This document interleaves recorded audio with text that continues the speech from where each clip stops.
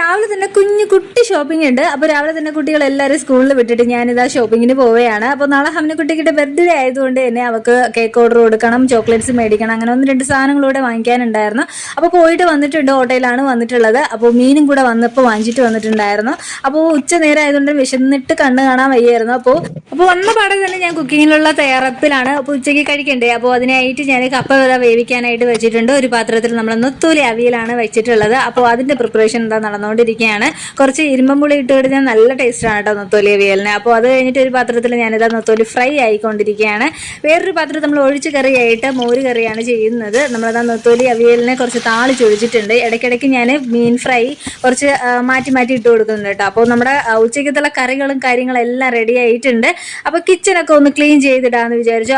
നമ്മൾ കുക്കിംഗ് കഴിഞ്ഞിട്ട് full cleaning പരിപാടിയാണ്. അത് ഓൾമോസ്റ്റ് എല്ലാം ക്ലീൻ ആയിട്ടുണ്ട്. നമ്മുടെ ഫുഡൊക്കെ സെറ്റ് ആയിട്ടുണ്ട്. അപ്പോൾ ഒരു പാത്രത്തിൽ എടുത്ത് വെച്ച് എല്ലാം